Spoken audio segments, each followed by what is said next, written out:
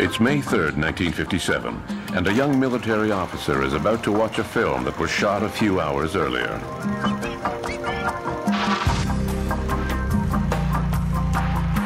What he's watching is nothing more than a negative, but already he can tell that the images on the film are extraordinary.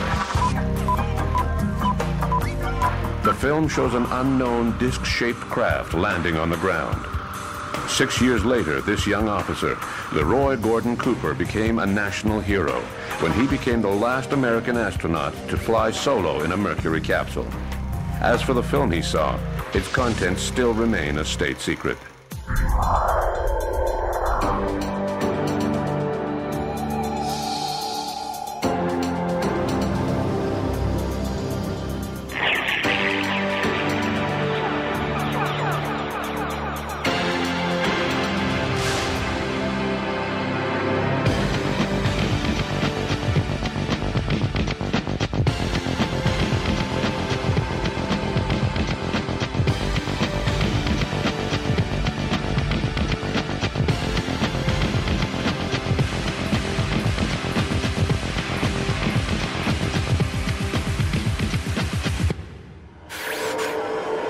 It is said that UFOs have always been an ongoing concern for the Army, both in the U.S. and abroad. Military commanders have even classified the subject as ultra-top secret. Are these rumors true? Are UFOs really a state secret? On December 30th, 1947, faced with a growing number of UFO sightings being reported throughout the country, Defense Secretary James Forrestal set up an investigation committee. The Air Technical Intelligence Center, or ATIC, was located at the Wright-Patterson Air Force Base in Dayton, Ohio. The committee was known as Project Sign.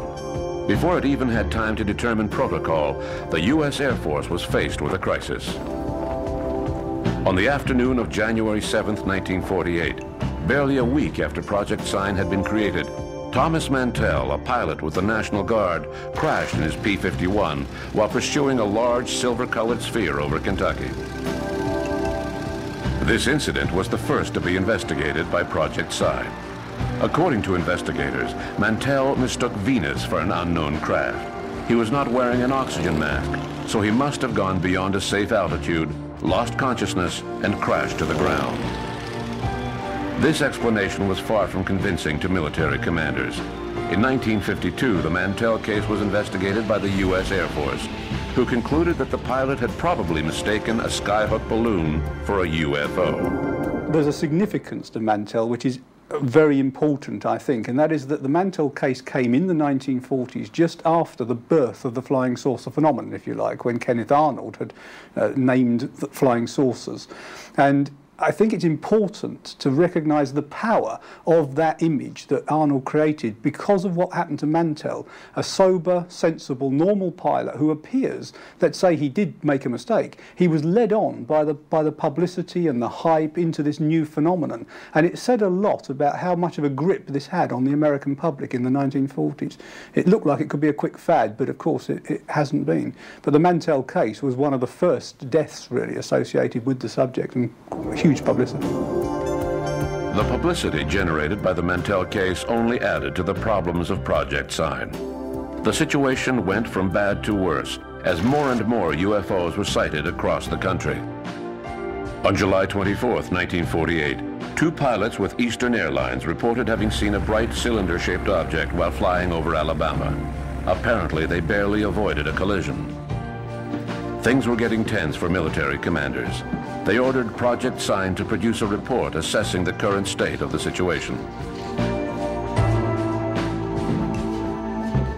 What we do know about Project Sign is that right from the beginning, analysts over at Wright-Patterson Air Force Base in Dayton, Ohio, were divided as to what UFOs meant.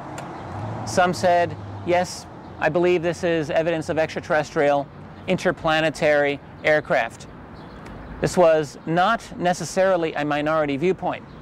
There were, however, others that said, no, no, that's impossible. It cannot be that. It must be something on the fringes of science that we don't yet understand. Now, what appears to have shaken the Sign team up were a series of very important sightings that took place in the summer of 1948.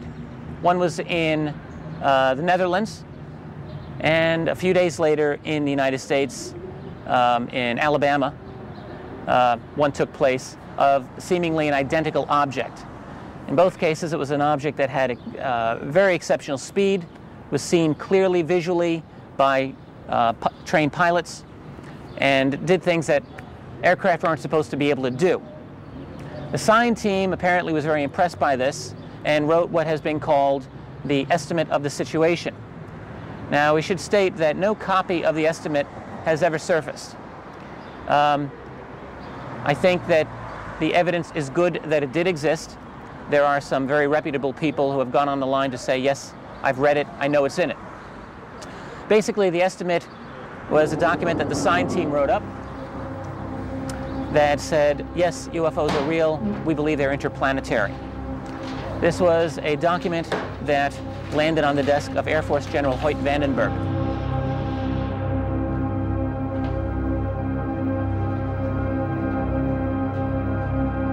According to the story, Vandenberg said, I'm not going to accept this conclusion, give me something different. Whereupon the science team came back and gave him something different. And after that, the extraterrestrial thesis went out of favor among Project Sign.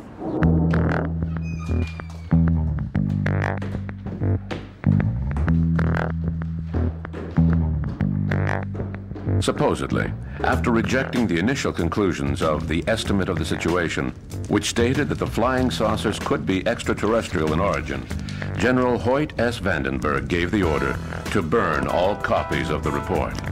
In February 1949, ATIC submitted a new official report, which contained no reference whatsoever to extraterrestrials.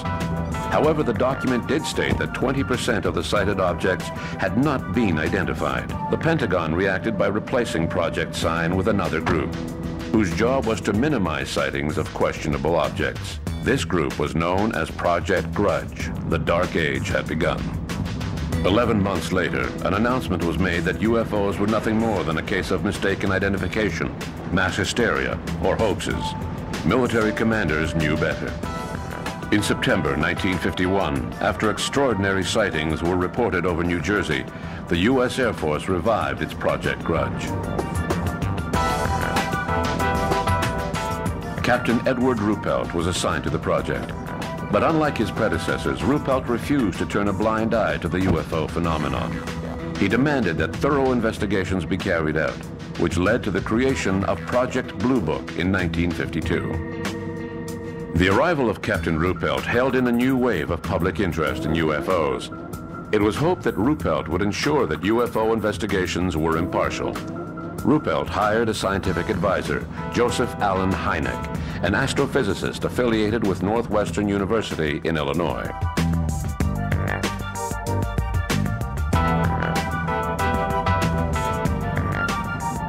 Unfortunately, political winds changed direction in July 1952, when UFOs were sighted over the nation's capital. General John Samford, spokesman for the U.S. Air Force, held a press conference and stated that the lights were nothing more than a natural phenomenon created by temperature inversions. This explanation was hardly convincing. Several federal agencies, including the CIA, were demanding a meeting. They feared that the flying saucer mania would lead to mass hysteria throughout the country. When this meeting was finally held in January 1953, the CIA explained that it was vital to convince the public that UFOs were nothing more than hoaxes or a case of mistaken identification. The U.S. Air Force instructed Ruppelt to direct his efforts towards this goal. Project Blue Book became nothing more than a public relations agency. Ruppelt resigned a few months later, fed up with his new orders. Project Blue Book evolved out of the former Project Sign, which then became something known as Project Grudge, and that became Project Blue Book in the spring of 1952. The reason it did is because of the upsurge of UFO sightings that took place at that time. It was decided that this project required a little bit more status within the Air Force chain of command, and it became Blue Book. Captain Ruppelt headed up Project Blue Book for about 2 years in 1952-53. He led several good investigations, but there was a crisis situation in 1952, following the Washington merry-go-round incident, as it was known. For 2 weekends in a row, on both Saturday and Sunday nights, the skies over Washington, D.C. were filled with UFOs, and this needed to be downplayed. A large press conference was held in Washington, during which the military claimed that the objects were nothing more than mirages. But this explanation was not very convincing. There was a change in policy within the organization, and studies into UFOs were brought to a halt. That's when Ruppelt decided to resign from Project Blue Book. Their job became to explain away.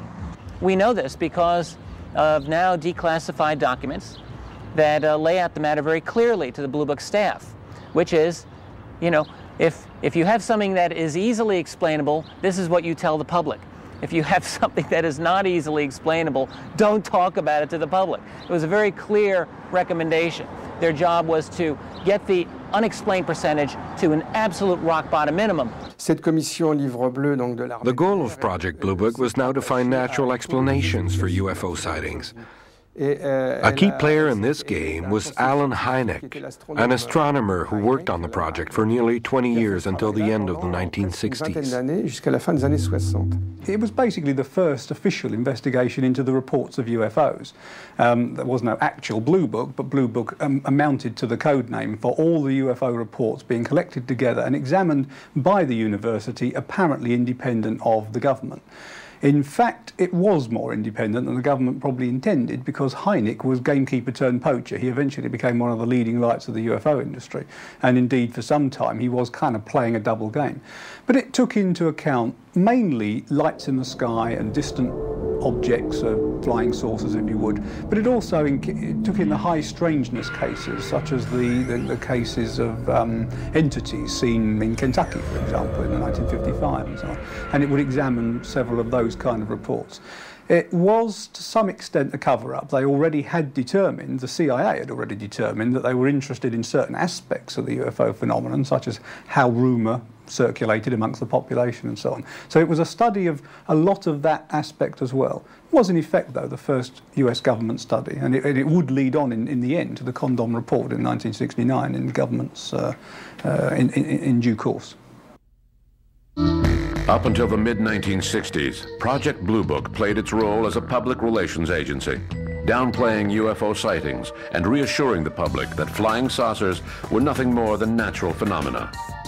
Then in the spring of 1966, UFOs descended on 3 Michigan towns, Ann Arbor, Dexter, and Hillsdale. The U.S. Air Force quickly dispatched Allen Hynek to the scene. The astrophysicist proposed that the phenomena had been caused by methane swamp gases. It was the beginning of the end for Project Blue Book. The swamp gas incident that occurred in the 1960s, and which was particularly brought to bear by Professor Allen Hynek, who wrote it up in his book, The Hynek UFO Reports and so on. Basically, in Ann Arbor in Michigan, there were a lot of reports of lights and so on in the skies. Looking back on that now, we might assume that if they weren't structured craft and so on, which was obviously speculated by the UFO people at the time, that they might be something more like tectonic activity that we've seen in places like Hessdalen and so on, where we think that sort of earth movements are causing these lights. But at the time, these lights were thought to be some sort of phenomenon in Ann Arbor. And an explanation was given, which wasn't that absurd, really, which was that it could be igniting swamp gas that was creating the light. Unfortunately, it was kind of picked up by the tabloids of the time and so on. And they made a big point about what seemed to be the government explaining away UFOs as just swamp gas. And I think the government has done some stupid things, and they quite rightly are pulled up by this. But in fact, on this occasion, it may not have been that silly a case. Having said that, what happens when you get flaps like that, like Warminster, like Hesterland, Gulf Breeze, Ann Arbor and so on, is that you've probably got real UFO incidents there, and these other things get seen by people who get very excited, and then the whole thing becomes a flap, and of course a lot of nonsense gets into the data reported. I think there were probably some real cases in there, but unfortunately the whole thing became a complete fiasco because of this so-called cover-up of using this swamp gas explanation. Dissatisfied with Hynek's explanations, the press hounded Project Blue Book for the truth. In the midst of the upheaval, military commanders set up an ad hoc committee made up of military officers and scientists. They concluded that it would be best for a civil agency to take over, relieving the Army once and for all of its UFO problem. The Air Force dumped the problem into the lap of the University of Colorado. So basically what had happened is that Project Blue Book had lost all credibility at this point. The U.S. Air Force had lost credibility on this project. People weren't believing the Air Force answers that it was all weather balloons, or it was all ball lightning, or some other kind of, the planet Venus every single time. So that what the Air Force wanted to do, and had wanted to do for years, was to get rid of Project Blue Book somehow. Their problem had always been that they had conceded that UFOs might represent a problem of national security and defense, and therefore they could not come up with a good excuse for getting rid of Blue Book. If they couldn't say that there's no security problem, they were backed into a corner, in other words. So what they did was, in 1966, hand the ball over to the University of Colorado, a very carefully selected institution, I might add, to study this matter once and for all, it was believed, in a scientific manner. The Colorado Project, also known throughout history as the Condon Committee, lasted for about 2 years. Now, at the end of that time, the Condon Committee decided that UFOs were not worthy of scientific inquiry, essentially nonsense, and that the Air Force should drop Project Blue Book. The problem with the Colorado Project was that its director, Edward Condon, although he was a world-renowned physicist, really knew nothing about UFOs, didn't want to know anything about UFOs, and was wrapped up with studying the crackpot cases, and had stated his position long before the project ended, that it was all nonsense, long before they were supposed to have any conclusions. He was already stating them to the public, to the press. There was essentially, midway through the project a mutiny among many of its members who realized that this was a problem. They realized that the director was preordaining a negative conclusion. Matters came to a head, and many of the staffers were fired midway through. There's also a memorandum issued by the second in command of the project, a man by the name of Robert Lowe, who in 1966, at the beginning of the project, wrote an internal-only memo, which said that the trick of what we do will be to, convince other scientists that we are actually engaging in a serious study of this project, when in reality we have no expectation of finding anything at all. Now, that memo leaked out about a year into the project and caused a very, very big controversy. So there were things like this that showed that the project may not have been an impartial study. Certainly, if you review the Condon Committee report, there are many deep flaws with it. It is a deeply, deeply flawed scientific document. The conclusions did not match the data. Some reports were well investigated, others were not. And so that it was a very spotty report. For a document that was supposed to solve the UFO controversy, it did not do it. Now, none of that really seemed to matter. The Condon Committee report was released in January of 1969, and the press basically said, oh, okay, nothing to it, end of story.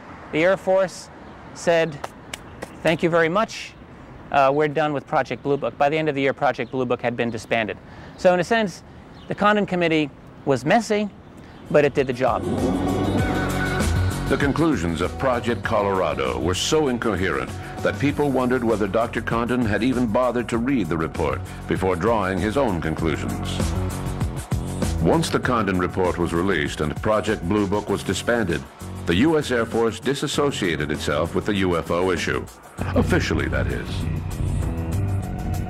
After 1969, the U.S. Air Force has continued to maintain that it no longer investigates reports of unidentified flying objects, or UFOs. This has been its consistent position now for over 30 years. This is patently untrue. We know, for instance, that there have been many intrusions of sensitive airspace that took place in the 1970s over the U.S. northern border and in Canada at the Falcon Ridge Air Force Base in Ontario. Many airspace violations along the U.S. northern border in November of 1975. And this received significant attention by the U.S. military. We know that they investigated it. We also have a memo from 1969 by General Carol Bolander, which stated that the important UFO files that affected national security were not part of the Blue Book system. He was very clear about this. So that certainly there is more than sufficient reason to believe that UFO investigations continue. There have been discussions of possible projects such as Aquarius, another project known as Moondust, and others. Projects such as these that have been said to exist, and I think such projects probably do exist. It's hard for me to say specifically, for example, what was the history of Project Aquarius. We don't really have much information about this. And the documents that discuss Project Aquarius have themselves been disputed in their authenticity. It's very hard to know exactly what it was about. What is clear is that examination and study and investigation of UFOs has continued to the present day.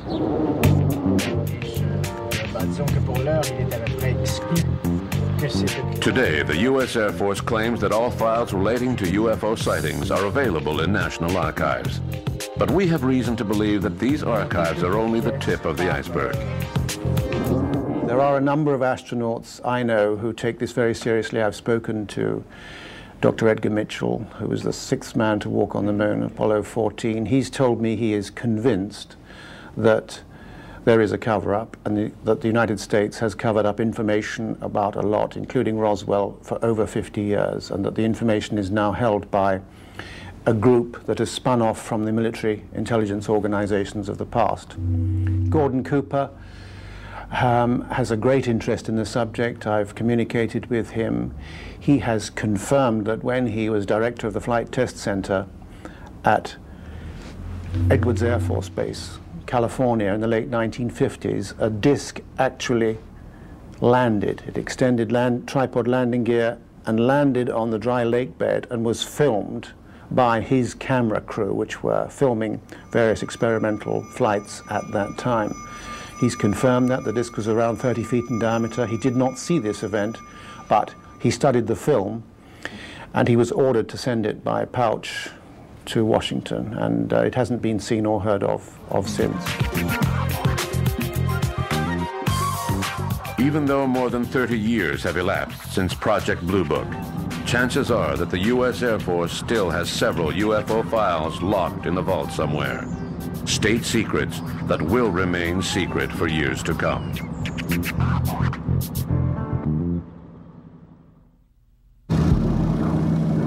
After the Second World War, most NATO countries looked to the U.S. to solve the UFO problem. But that didn't stop them from carrying out their own investigations. In the early 1950s, the Canadian Air Force and the Department of Transportation held several meetings to discuss UFOs. These meetings were known as Project Second Story.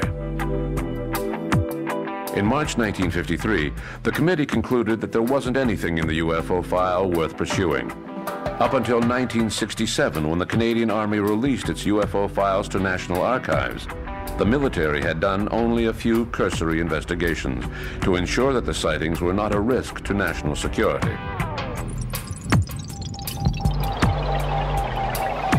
Even today, the Army is keeping a discreet eye on UFO sightings, but only for security reasons. It keeps a close watch on air traffic. We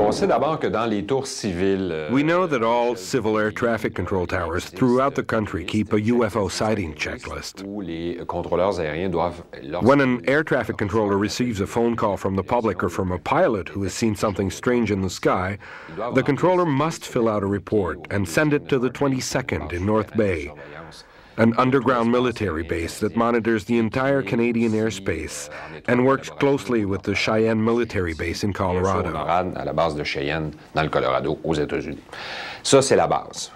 These are the basics that we know, that anyone can find out. There's nothing hidden.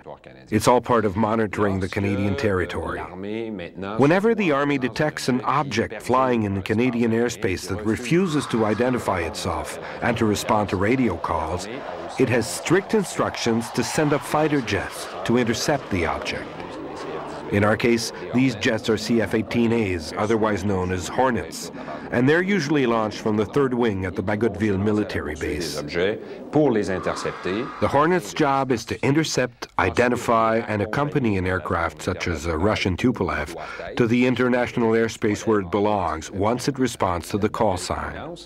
If the object does not respond at all, the Army's last resort is to fire at the object with the intention of destroying it, because that's the Army's job. And I think it's important to note that there's a difference between what we think the military does and what it actually does. It can be summed up in 3 letters: IID, intercept, identify, and destroy. That's what the military does. That's what they're paid to do. I would say that UFOs are pretty far down on their list of concerns. They're not paid to study UFOs. That's not their job. And I would even go so far as to say that they scoff at the whole idea of UFOs. As long as national security is not in danger, they will come up with a story about how something strange was spotted in the sky, and the story will end there. The information will be passed on to the NORAD base in Cheyenne, Colorado, but nothing more will be done about it.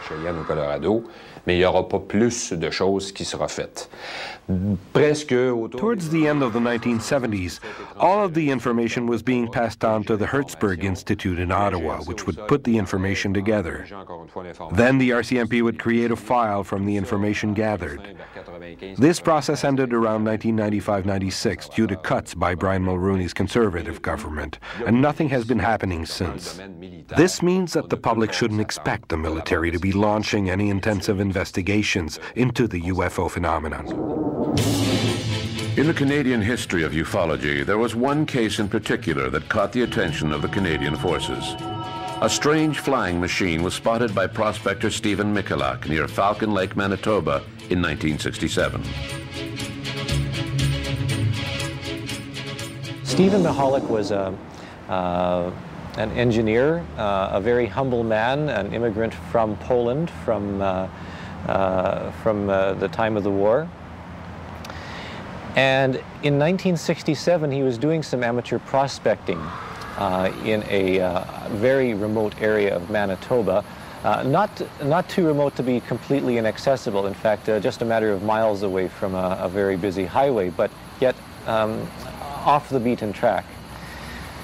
He had said that he was taking a break, eating his lunch, and had started to chip away at a rock formation because there was much silver and gold and other minerals in the area. In fact, he had staked claims to that effect previously, that he had seen an object, silver in color, about 35 feet in diameter, shaped like a flying saucer, like we would imagine from a Hollywood movie, to land on a rock outcropping not that far away from him, shining very, very bright lights out of openings in its turret, its little dome.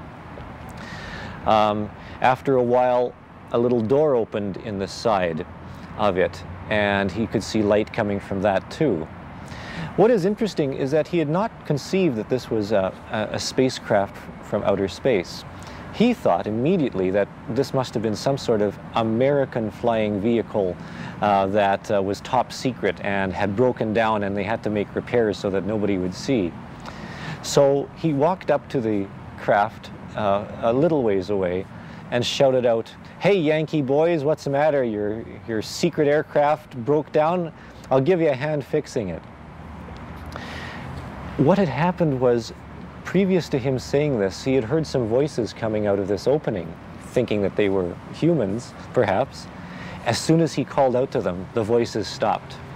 And he thought, oh no, maybe this isn't Americans.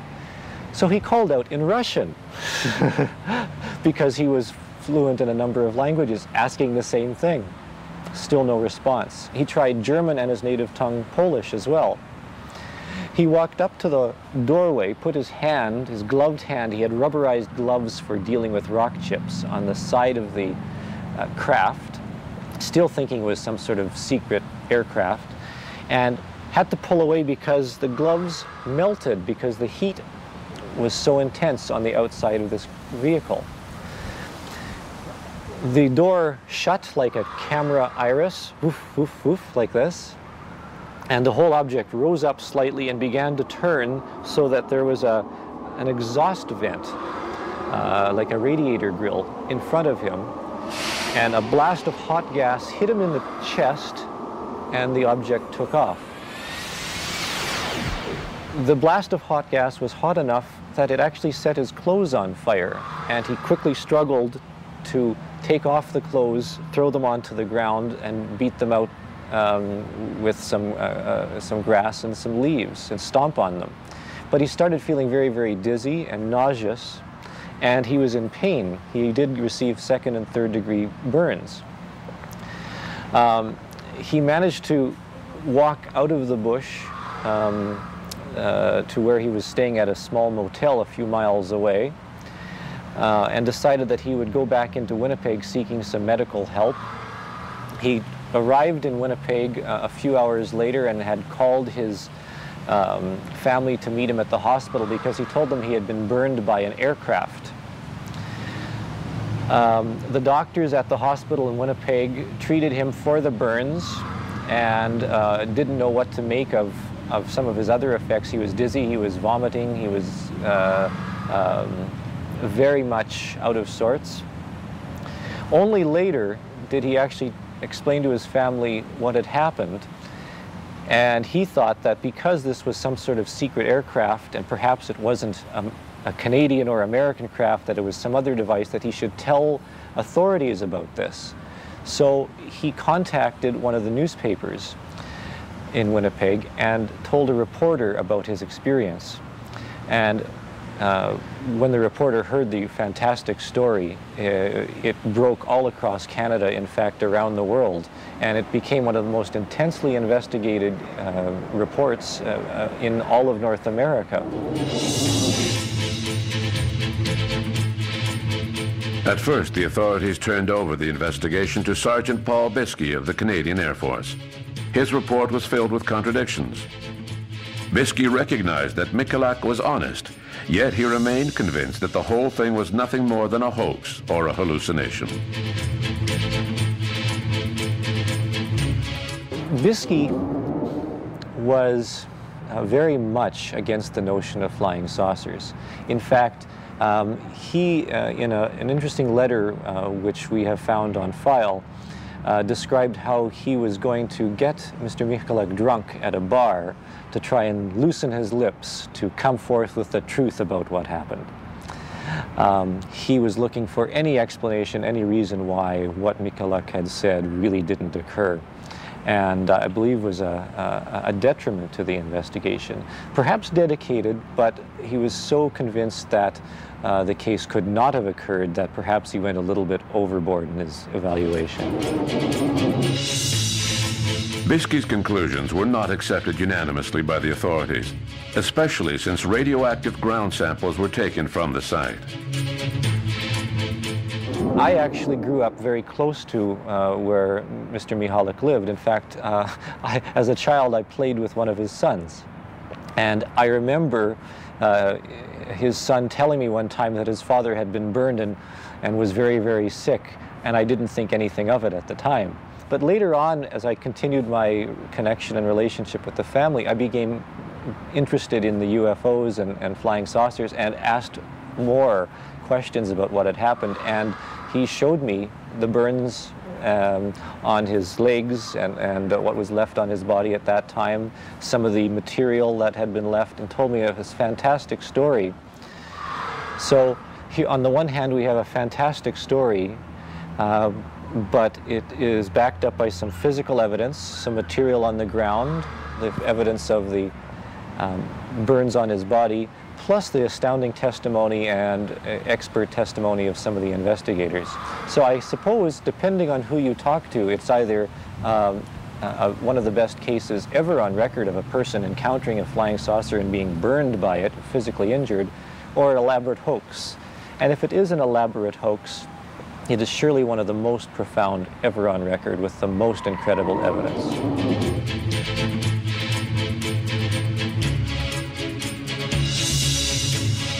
The Michalak case was never really explained.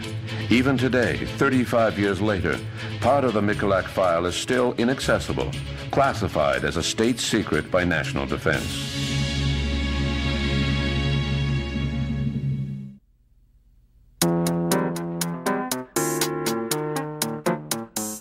In Europe, there is no Freedom of Information Act, so it is difficult to assess the role of the military with regards to UFOs. We do know that the British government has always been interested in UFOs. Between 1991 and 1994, Nick Pope was in charge of studying reports of UFO sightings. Between 1991 and 1994, my job at the Ministry of Defence was to research and investigate UFO sightings, to evaluate them, to see if there was evidence of a threat to the defence of the United Kingdom. So I would receive between 200 and 300 reports each year, and I would have to the best of my ability, to look at each one of these, to consider all the possible alternatives, and to try and find a conventional explanation. Now, I managed to find a conventional explanation with 90 or 95% of these sightings, but that left me with a hard core which I couldn't explain by conventional means. I had that particular job for 3 years, but in various forms that job or something very much like it has existed since 1950, and the work does continue to this day. Having said that, I think over the years the way in which the subject has been treated has varied enormously. Sometimes due to the attitudes or belief of whoever is doing the job at the time. So I, for example, was quite involved in the subject because I thought it was worthy of interest. Others, I think, over the years have taken a less involved view. The British Ministry of Defence has been interested in UFOs since 1950. The Churchill administration was concerned with the US situation, and the British press were a bunch of fearmongers. Military commanders were questioning the nature of these flying saucers. Could they be a new weapon being developed by the Russians? Yes. The British government's interest in UFOs dates back to about 1950, and at that time clearly we were aware of the situation in America with Kenneth Arnold's flying saucer sightings, and we knew, of course, that Project Sign had been set up, and Project Grudge, and that of course evolved into Project Bluebook. In 1950, a very eminent scientist in the British government, Sir Henry Tizard, one of the founding fathers of radar technology, felt that UFO reports could not be dismissed and should not be dismissed without some form of proper investigation. And so the Air Force and Air Force intelligence was tasked with setting up a working party to look into this. This was known as the Flying Saucer Working Party. It formed in 1950, and it reported formally its conclusions in 1951. Its conclusions were quite sceptical and drew heavily on the American party line, that these things were generally either misidentifications or hoaxes. Having said that, when it reported and recommended that no further action was taken, a year or so later, this was overturned because of a high-profile series of UFO sightings involving the military. But that is how the official interest started. Once the Air Ministry and the Ministry of Defence had set up a small unit to look into these UFO sightings, that project ran, and indeed to a certain extent still runs to this day. And the job that I did between 1991 and 1994 is simply the modern version of the research and investigation effort that was set up in the early 50s and has run ever since. Now, of course, there have been changes in, of course, the personnel. There have been changes in the way in which these incidents have been investigated, but essentially it is the same project, and the fundamental brief has not changed. That is, to look at the sightings, to satisfy ourselves that there is evidence of no threat to the defence of our country. By definition, the Army is secretive and doesn't reveal information to the public. It prefers to keep silent rather than work openly with ufologists. But a few years ago, the Belgian Army decided to cooperate with a group of Brussels ufologists. SOBEPS, the French acronym for the Belgian Society for the Study of Space Phenomena. In the fall of 1989, an airship appeared over Belgium. Witnesses described a large, black, triangular-shaped craft with 3 flashing red lights. In Brussels, SOBEPS was quickly inundated with reports of sightings. The Belgian Army agreed to cooperate with the ufologists and was ready to send up a reconnaissance aircraft.